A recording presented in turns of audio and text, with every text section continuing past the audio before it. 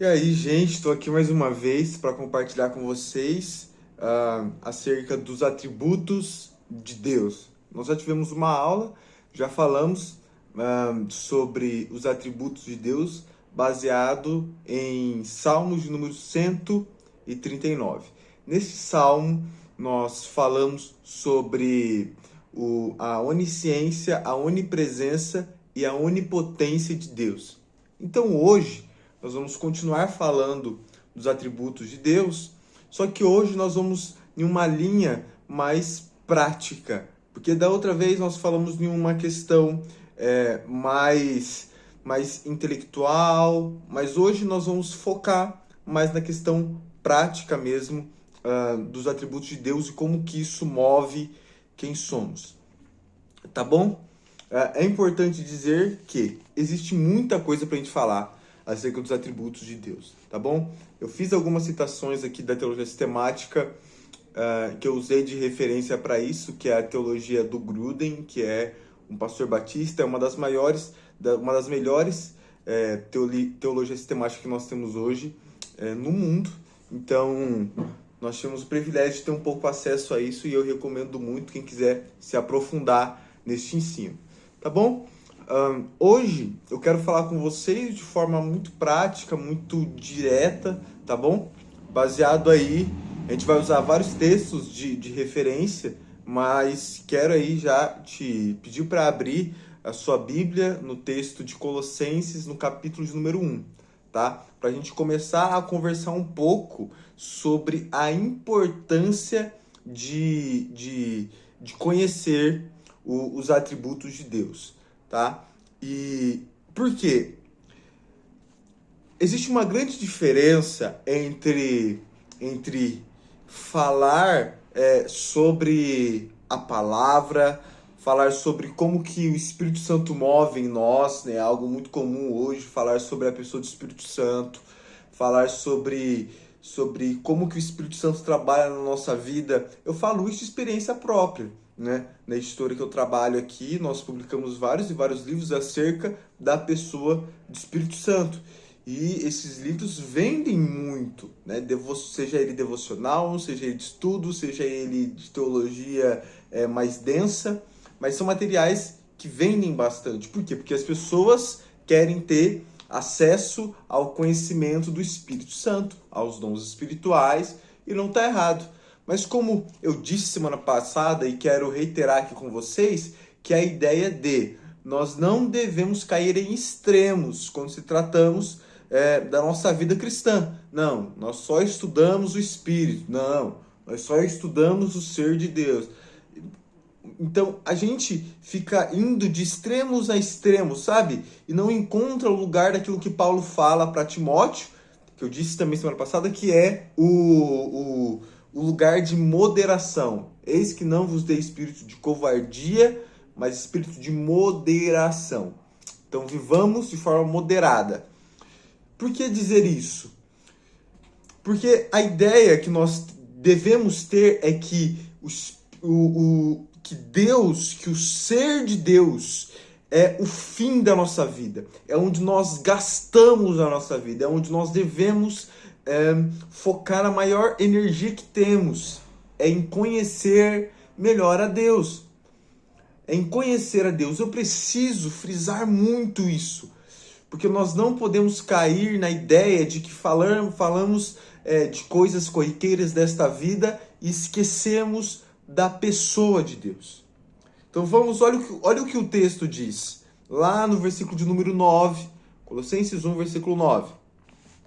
Por essa razão, nós também, desde o dia em que o ouvimos, não cessamos de orar por vós e pedir que sejais cheios do conhecimento da sua vontade, em toda sabedoria em toda sabedoria e inteligência espiritual.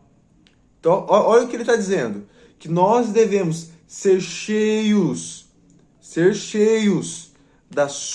do conhecimento da sua vontade. Ser cheios do conhecimento da vontade de Deus. Vamos falar sobre a vontade de Deus. Olha, anota aí, atributo, né? A vontade de Deus, a onipotência, a soberania. A vontade de Deus. Deus, ele é 100% soberano na sua vontade. 100% soberano na sua vontade. Existe algo muito importante dentro da teologia que é soberania de Deus, tá? Aqui, ó, soberania de Deus e responsabilidade humana. Deus é 100% soberano e o homem é 100% responsável por suas ações, tá? Então a gente precisa muito frisar isso. Por quê? Porque vamos usar alguns exemplos. Vamos usar o exemplo de José, tá? José, ele foi um homem que ele foi vendido pelos seus irmãos. Só que quando o José, ele mostra que ele estava vivo, que ele não estava morto, quando José mostra que ele estava vivo para os seus irmãos, ele diz para os seus irmãos a seguinte frase, foi: vocês que me venderam, mas foi Deus quem me trouxe para o Egito. Quer dizer, os irmãos foram responsáveis por vender José. Mas quem guiou os passos de José, a história de José, o caminho de José para ir ao Egito foi o próprio Deus. Então veja, eles são responsáveis e Deus 100% soberano. Kennedy, como que eu entendo isso? Não entende. É isso. Nós não entendemos. Isso é feito de forma antagônica. São assuntos que nós não conseguimos encontrar exatamente onde começa ali, até onde termina a responsabilidade, onde começa a responsabilidade do homem, onde começa a soberania de Deus. A gente não consegue definir isso, porque nossa mente é limitada. Então nós temos que entender que Deus é 100% soberano e nós 100% responsáveis pelas nossas decisões. Aliás, nós vamos falar agora sobre a vontade de Deus para a humanidade, para todos. E a vontade de Deus é que nós tomemos atitudes. A vontade de Deus é que a igreja amadureça, que a igreja tome atitude, que a igreja saiba o que quer, que você saiba o que você quer. Quando eu estou falando de igreja aqui, vou melhorar. Que você tome atitudes, tome decisões na sua vida. Que você escolha com quem você vai casar. Deus quer que você escolha com quem você vai trabalhar. Deus deseja que você escolha estas coisas. Nós chamamos isso de livre agência. Não é o nosso assunto, mas vale a pena nós desmistificarmos a ideia de que as pessoas são escravas de um Deus soberano. Porque não é essa a realidade das coisas. Nós precisamos entender isso, tá bom? Então, o que as Escrituras falam para nós? Existe um plano eterno de Deus para a igreja. Abra a tua Bíblia aí, vamos lá, em Efésios 4. Lá é revelado esse plano eterno que Deus tem para a igreja. A partir do versículo 11 ali, que é o versículo muito conhecido, a galera fala muito acerca dos ministérios, mas vamos continuar nos textos, porque o texto ele fala muito. O texto fala sobre o aperfeiçoamento dos santos. Gente, estou com uma Bíblia aqui que não é minha, por isso que eu estou demorando para achar aqui, mas a gente vai achar o texto aí, tá bom? Então, Efésios capítulo 4, versículo de número 11 em diante. O texto diz o seguinte, lá no versículo de número 13. Até que todos cheguemos à unidade da fé, ao conhecimento do Filho de Deus, a homem perfeito, à medida da estatura completa de Cristo, para que não sejamos mais meninos inconstantes. Olha só, não sejamos mais meninos inconstantes, levados por vento de doutrina, pelo engano dos homens, que com astúcia enganam fraudulosamente, antes seguindo a verdade e amor. Olha o que o texto está dizendo. O texto está dizendo, olha, vocês precisam amadurecer. O texto está falando assim, o propósito da igreja, o propósito de Deus para a igreja. Olha lá o verso 9. Ele subiu ao céu, levou o cativo ao cativeiro e deu dons aos homens. Versículo 11 diz, Deus chamou um para apóstolos, profetas, evangelistas, pastores e mestres. Aí ele diz com o quê? Querendo o aperfeiçoamento dos santos. Qual que é o propósito de Deus? Qual que é a vontade de Deus? A vontade de Deus é que a igreja seja aperfeiçoada. A vontade de Deus é que nós cheguemos à unidade da fé, como o versículo 13. Que nós cheguemos ao conhecimento. Olha aí. Por isso são os atributos de Deus. Ao conhecimento do Filho de Deus. O que mais que Deus ele quer? Deus ele quer que não sejamos mais meninos, né, crianças inconstantes. O que mais que Deus ele quer? Deus ele quer que nós sigamos a verdade, que nós cresçamos em amor. Entende? É isso que Deus ele quer da igreja. Esse é o propósito de Deus para a igreja. Kennedy, olha, eu quero entender a vontade de Deus. Pronto, você entendeu a vontade de Deus. A vontade de Deus é que a igreja seja aperfeiçoada. A vontade de Deus é que a igreja seja santificada. A vontade de Deus é que morramos para o mundo e vivamos para Cristo. Uma mística católica, Madame Guyon, em um dos seus livros, mística católica Madame Guyon fala o seguinte, que a espiritualidade cristã, o ápice da espiritualidade cristã é quando nós morremos. O que ela está querendo dizer com isso? Ela fala o seguinte, que as pessoas que começam a manifestar os dons espirituais, elas estão crescendo espiritualmente, elas estão evoluindo espiritualmente, mas elas não chegaram no ápice. Se mover para Madame Guyon, se moverem em dons espirituais, é coisa pequena para a galera, é coisa pequena acerca do que Deus tem, entende? Se mover em dons espirituais ainda é coisa pequena, ver curas, orar e milagres acontecer, para Madame Guyon, isso ainda é coisa pequena do Evangelho. Isso são coisas frívolas do Evangelho. Isso são coisas pequenas do Evangelho. Porque Deus ele pode fazer muito mais. Porque a mensagem do Evangelho, ela é o poder. Então o poder de Deus não é manifestado quando curas e milagres, só quando curas e milagres acontecem. A mensagem do Evangelho, o poder de Deus é manifestado quando o Evangelho é pregado. E qual Evangelho é este? Para Madame Guyon, o Evangelho pregado de Cristo é aquilo que Cristo disse. Se você quiser me seguir, nega a si mesmo, toma a tua cruz e siga-me. Por isso, o ápice da espiritualidade cristã é morrer para o mundo. E aí nós temos Paulo dizendo, já não sou eu que vivo em mim, mas Cristo vive em mim. Nós temos então Paulo escrevendo em Colossenses mesmo, lá no capítulo 3, vocês que morreram com Cristo, pensai nas coisas que são do alto, não nas coisas terrenas. Então, o que tudo isso nos leva? Isso nos leva a um amadurecimento. Isso nos leva a uma transformação. Então, precisamos entender que esta é a vontade de Deus. É sobre isso que nós estamos falando. Embora eu tenha usado aqui várias, é porque a ideia aqui hoje é ser prático, ortopraxia. Como que tudo isso, como que tudo aquilo que a gente viu semana passada, né, no mundo das ideias, tem a ver com aquilo que fazemos hoje. Então, nosso foco hoje é entender isso. O que tudo isso tem a ver com o que fazemos e com o que somos hoje.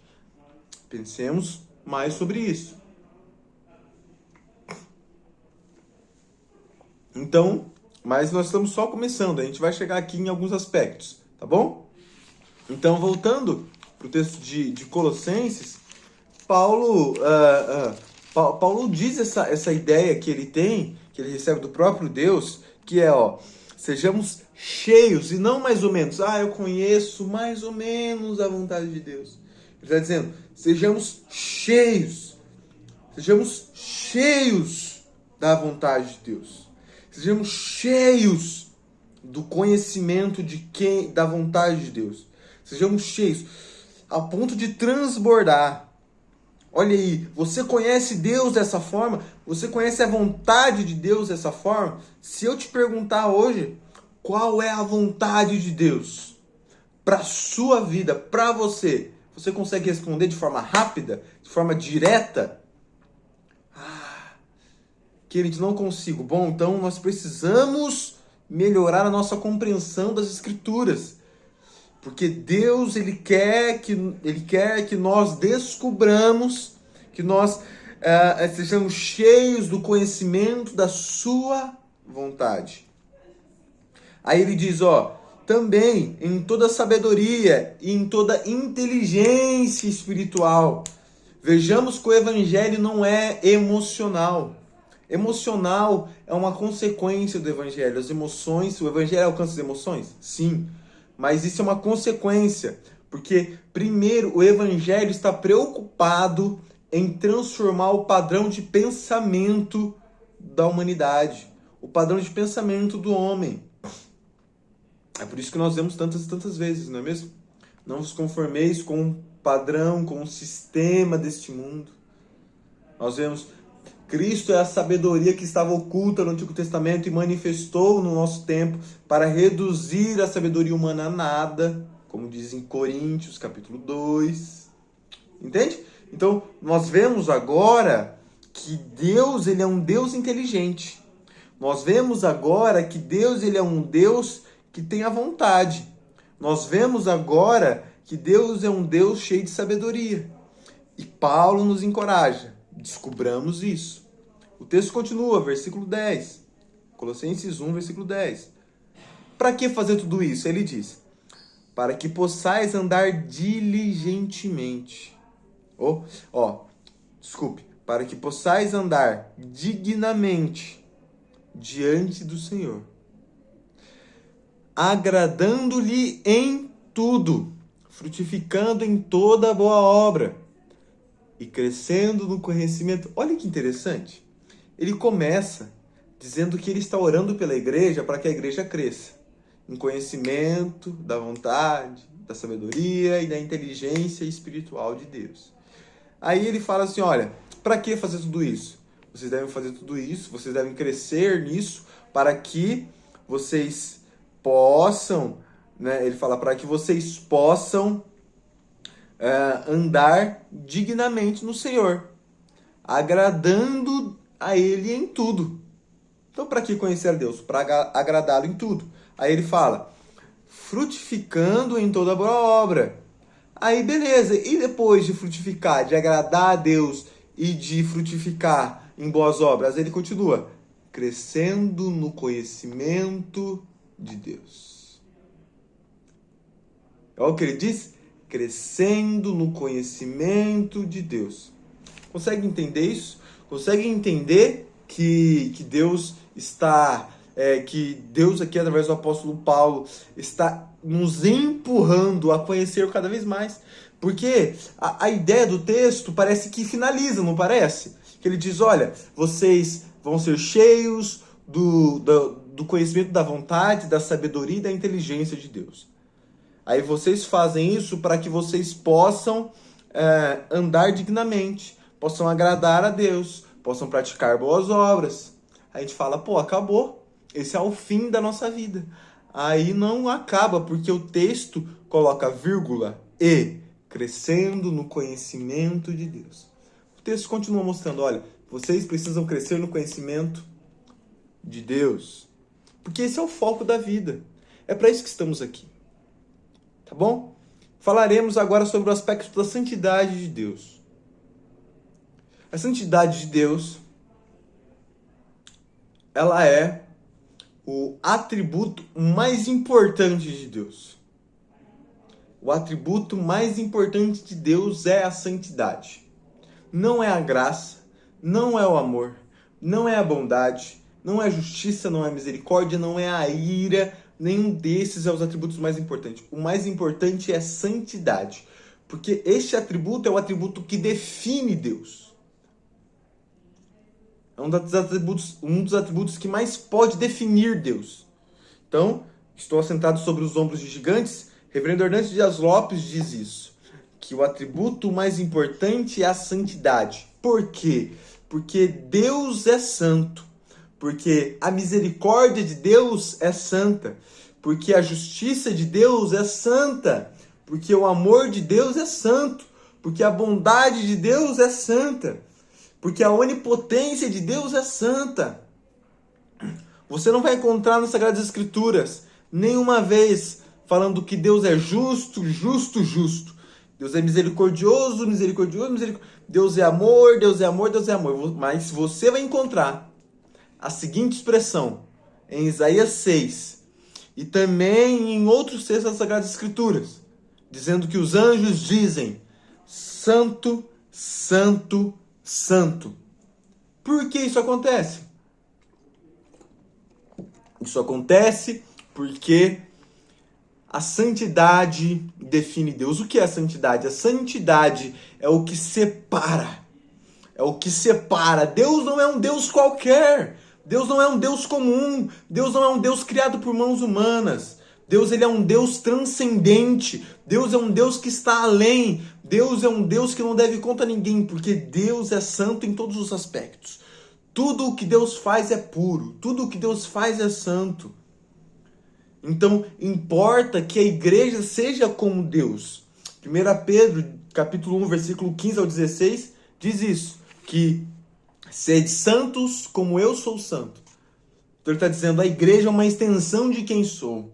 Levítico, de número 1, do Levítico, capítulo de número 11, o versículo de número 4, capítulo 11, versículo 4, diz a mesma expressão, eu sou santo.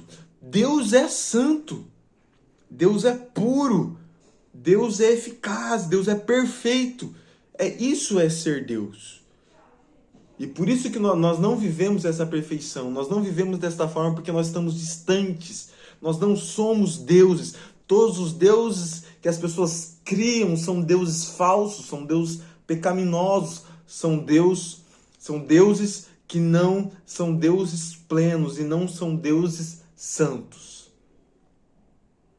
Deus, outro ponto, Deus é justo.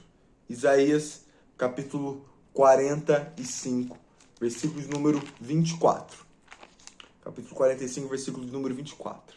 Eu quero falar também algo importante acerca da justiça de Deus, é que, e aí isso entra a justiça e a ira de Deus. E quero lhe dizer que, como eu disse, essa aula seria uma aula mais prática e também mais curta e objetiva. Porque esse é o propósito. Meu propósito não é fazer com que vocês saiam daqui com uma aula exaustiva, mas com uma aula direta e prática. Vamos ao que diz o texto. Romanos 3, do versículo 23, diz assim: porque todos pecaram e destituídos estão da glória de Deus, sendo justificados gratuitamente pela sua graça, pela redenção que há em Cristo Jesus. Aí olha o que diz o 25. Ao qual Deus propôs por propiciação pela fé no seu sangue, para demonstrar sua justiça pela remissão dos pecados dantes cometidos sob a paciência de Deus. Deus se ira. Deus se ira. Deus odeia o pecado. O ódio na palavra aqui não é sentido de remorso, ou no sentido de algo que destrói. É no sentido de Deus abomina o pecado.